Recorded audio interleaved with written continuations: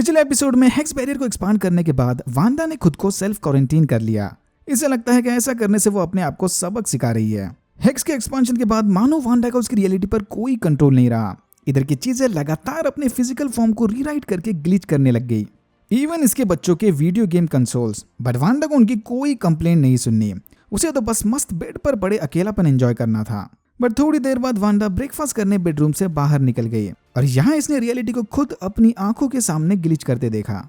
Episode 7 में Wanda भी fourth wall break करके हम ऑडियंस से बात करती है। ये वाले कैमरे में देखकर बात करने वाले टॉकिंग हेड शॉट्स हमें ऑफिस सिटकम की याद दिलाते हैं। I mean पावर जूम और शेकी कैमरा वगैरह। एज यूजुअल वांडा को परेशानी में देखकर हर बार की तरह एग्नेस एकदम सही समय पर आ गई। सरप्राइजिंगली वांडा को दरवाजा खोलने से पहले ही पता था कि एग्नेस आई है। एग्नेस वांडा के दिमाग को हल्का करने ट्विंस को अपने घर लेकर चली गई। वेस्टव्यू की पॉपुलेशन बढ़ने के बाद से ही बिली को भी दिमाग में आवाजें सुनाई दे रही थी।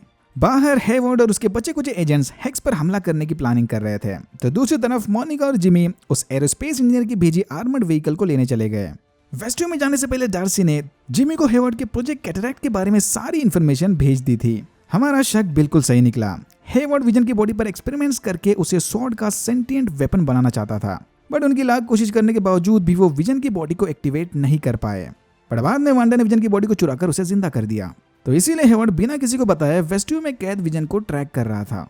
वांडा फिर से कैमरे में देखकर अपना एक्सपीरियंस शेयर कर रही थी कि उसे अभी तक नहीं पता कि यहाँ उसके साथ क्या हो रहा है। बट तभी इंटरव्यूअर उससे पूछता है कि क्या तुम्हें लगता है कि तुम्हारे साथ ये जो कुछ भी हो रहा है वो तुम डिजर्व करती हो।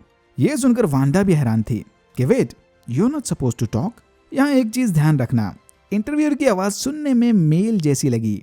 इसके बारे में हम आगे बात करेंगे। फिर आती है एपिसोड 7 की डिप्रेस्ड एड, नेक्सस कैप्सूल, जो डिप्रेशन भगाकर आपको अपनी फेवरेट रियलिटी दिखाएगी। क्या वांडा को भी किसी ने इस नेक्सस मेडिसिन जैसे कैप्सूल खिलाकर इस रियलिटी में अटकाए रखा है? वेल, नेक्सस के फायदे और साइड इफेक्ट सुनकर तो ऐसा ही लगा।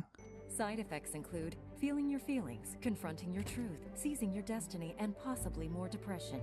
उस हिसाब से फिलहाल वांडा साइड इफेक्ट्स वाले पीरियड में है। हेक्स में एंटर करने के बाद डार्सी भी स्वॉर्ड सर्कस का हिस्सा बन गई थी, बट फिर विजन उसकी मेमोरीज रिस्टोर करके उसे अपने साथ टाउन के अंदर लेकर जाता है।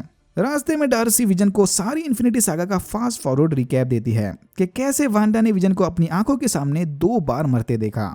नॉट सो सरप्राइजिंगली विजन 2.0 को इसके बारे में कुछ भी याद नहीं। उसे तो बस अब वांडा का दिमाग ठिकाने लगाकर अपने बच्चों और वेस्टव्यू को इस हेल से बाहर निकालना है। लग रहा है कि कोई इन दोनों को जानबूझकर टाउन से बाहर रखना चाहता है। शायद इसीलिए ओपनिंग थीम में हमने बस वांडा का नाम देखा और बाद में बस फॉर्मेलिटी के लिए विजन का नाम ऐड हो गया। बट सरप्राइजिंगली इस एपिसोड में विजन भी वांडा की तरह अपना कैरेक्टर प्ले करके फोर्थ वॉल ब्रेक कर रहा था। अगर अब विजन पूरी तरह से सेल्फ अवेयर है तो ये इंटरव्यू वाले नाटक क्यों?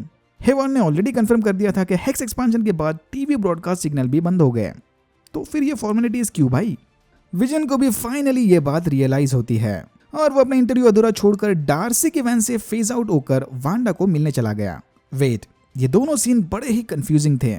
विजन का इंटरव्यू यहाँ टाउन के अंदर चला था और इनके वैन इधर टाउन के बाहर अटकी थी। भाई चल क्या रहा है ये? बिली और टॉमी एग्नेस के घर आकर काफी खुश हैं। बाहर की तरह बिली को अपने दिमाग के अंदर आवाजें सुनाई नहीं दे रही। You are quite Agnes. बच्चे ने पहचान लिया लगता है अपने आंटी को। ओके, मोनिका का बैडएस ओला लेकर हेक्स को तोड़ने वाला प्लान बुरी तरह से फेल हो गया। इन्होंने जितना सोचा था वो हेक्स उससे कहीं ज्यादा स्ट्रॉन्ग निकला। वांडा का हेक्स ट्रक की रियलिटी को चेंज करके उसे बाउंड्री से बाहर फेंक देता है। मतलब मोनिका को अब बिना किसी प्रोटेक्शन के हेक्स को क्रॉस करना होगा। जिमी के मना करने के बावजूद भी मोनिका हेक्स के अंदर घुसती है और यहाँ तीसरी बार डीएनए चेंज होने के बाद इसे मिल गए अपने फोटोन वाले पावर्स, ब्लू आईज और एनर्जी मैनिपुलेशंस वगैरह। टाउन के अंदर घुसते ही ये अपनी आंखों से एनर्जी को देखती है। अगर फोटोन ने एक बार एनर्जी को पढ़ लिया तो वो उसे कंट्रोल भी कर सकती है। शायद इसीलिए इस बार अंदर आने पर इसके कपड़े चेंज नहीं हुए। मोनिका पर अब वांडा का जादू नहीं चलने वाला। मोनिका फौरन वांडा के घर जाकर उसे हेवर्ड के प्लान के बारे में बताती है कि हेवर्ड ये सब विजन को हासिल करने के लिए कर रहा था। वांडा को विलन बनने की बजाय एक एवेंजर की तरह यहाँ के लोगों की मदद करनी चाहिए। हेवर्ड का नाम सुनते ही वांडा गुस्से में मोनिका पर अपने एनर्जी ब्लास्ट से हमला करती है। बट जैसा कि मैंने कहा था, इस बार वांडा का जादू इस पर नहीं चलने वाला। She gonna do superhero landing. Wait for it. Woo! Superhero landing. Monica Wanda की एनर्जी को कंट्रोल करके सुपर हीरो लैंडिंग करती है। ये देखकर वांडा भी बड़ी कंफ्यूज हो गई। ये कैसे हो गया? इस वाले सीन में पोस्टमैन और डॉडी भी दिख गए। ये लोग इस पर नजर रखे हुए थे क्या? इससे पहले कि इन दोनों के बीच में मोर्टल कॉम्बैट मैच शुरू हो जाए, वहां पर एग्नेस आकर वांडा को अपने घर लेकर जाती है। Time for the big reveal. Agnes के घर जाकर वांडा देखती है कि वहां उसके बच्चों का कोई अता पता नहीं। एग्नेस इसे बताती है कि डोंट वरी, बच्चे शायद बेसमेंट में खेल रहे होंगे। वांडा समझ गई कि मामला गड़बड़ है। एग्नेस का बेसमेंट लगता है फुल स्ट्रेंजर थिंग्स वाले अपसाइड डाउन के थीम से इंस्पायर्ड है।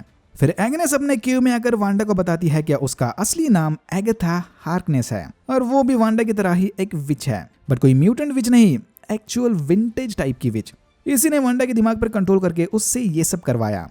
वेस्टव्यू में जो कुछ भी चल रहा है उस सब के पीछे एगाथा का ही हाथ है। ये शुरुआत से ही यहाँ पर विक्टिम कार्ड प्ले कर रही थी। स्पार्की की मौत, फेक पिएट्रो, सबके पीछे यही थी। इवन इंटरव्यू वाले कैमरे के पीछे भी एगाथा ही बैठी थी। बट वेट, जैसा कि मैंने कहा था, उस सीन में इंटरव्यूअर की आवाज किसी बंदे जैसी लग रही थी।